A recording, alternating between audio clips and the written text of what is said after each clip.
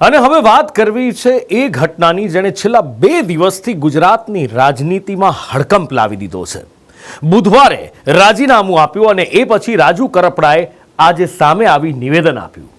પોસ્ટમાં જે સંદેશ છુપાયેલો હતો એની સ્પષ્ટતા કરી અને ગુજરાતમાં રાજનીતિની જમીન શોધી રહેલી આમ આદમી પાર્ટીને ભૂકંપનો અહેસાસ થયો, કેમ કે પોતાના કદ્દાવર નેતાએ ન માત્ર પાર્ટી સાથે છેડો ફાડ્યો પણ એવો દાવો કર્યો કે આપ છોડવું એમના માટે મજબૂરી બની ગઈ હતી.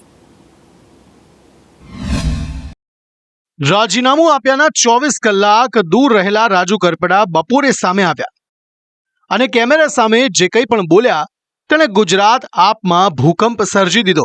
ગઈકાલ સુધી જેને પાર્ટી પોતાનો દિગ્ગજ નેતા માની રહી હતી, જે વ્યક્તિને ખેડૂતોના મસીહા કહેવામાં આવતા, એ રાજુ કરપડા આમ આદમી પાર્ટી માટે બોમ્બ સાબિત થયા.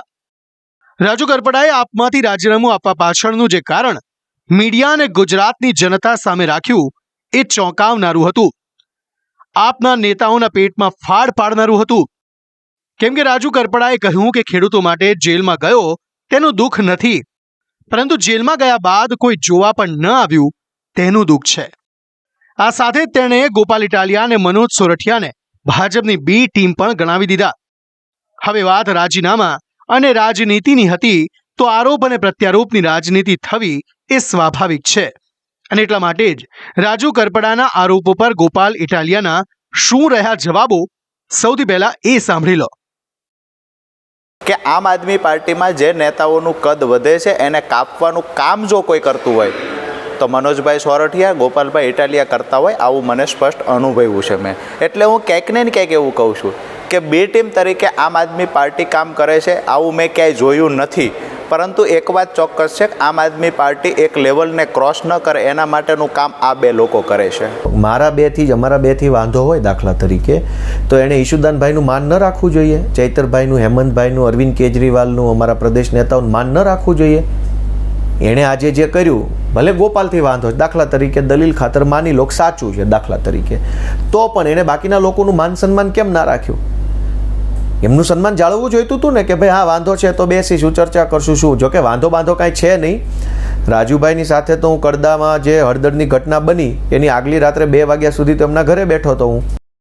કે વિસાવદરની ચૂંટણીમાં રાજુ કરપડાએ પરસેવો રેડી દીધો છે. અહીંયા પોણા 4 મહિનામાં ફરજ નિભાવવામાં ગોપાલભાઈ ઇટાલિયા નિષ્ફળ રહ્યા છે.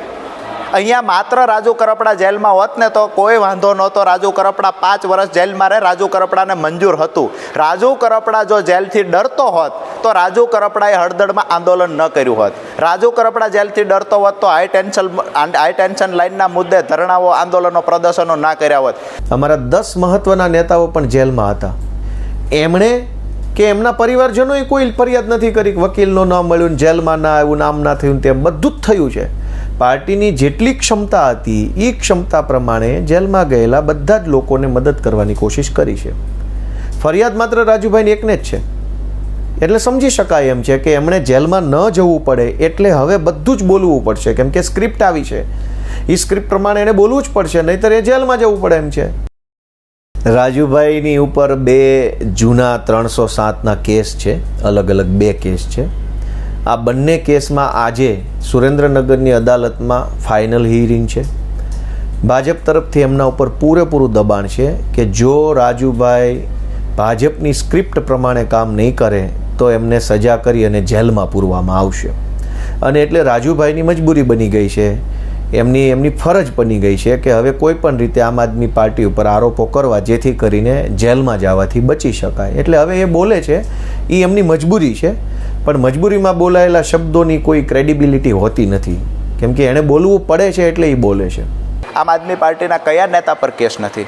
હું તો એવું કહીશ કે ભાજપ કોંગ્રેસના 50%થી વધારે નેતાઓ છે જેના પર કેસ છે. કેસમાં સજા 5 વર્ષની પડે તો 25 દરવાજા છે એમાંથી નીકળવા માટેના. કે આ કેસ તો 10 વર્ષ પહેલાંના છે, તો હું 2025માં મને ખબર પડી કે મારી ઉપર કેસ છે. એટલે ડરામણાની જે વાતો કરે છે ને એ લોકો હળદરના આંદોલનથી દૂર હતા, જેને ડરપોક કહી શકાય. આરોપ પ્રત્યારોપની રાજનીતિ વચ્ચે હવે સવાલ એ જ છે કે શું રાજુ કરપડા ફરી ખેડૂતો માટે સ્વતંત્ર અવાજ ઉઠાવશે કે પછી કોંગ્રેસ કે ભાજપનો સપોર્ટ મેળવીને ખેડૂતોની સમસ્યા હલ કરશે? અમે કે ખેડૂતો માટે સપના જોયા છે એ સપના જો સત્તા પક્ષ પૂરું કરવા તૈયાર હશે તો અમે વિચારીશું.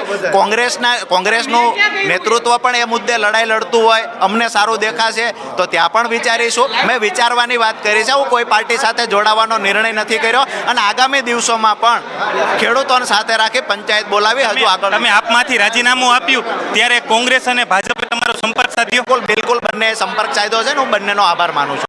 રાજુ કરપડાએ તો મગનું નામ મરી પાડવાનું ટાળ્યું, પરંતુ ખેડૂતોની લડાઈમાં તેનો સાથ આપનાર અને આપના નેતા પ્રવીણ રામે રાજુ કરપડાને લઈને જે દાવો કર્યો તે એ વાતનો સંકેત છે કે ઝાડુ છોડનારા રાજુ કરપડા આગામી સમયમાં કમળ પકડશે.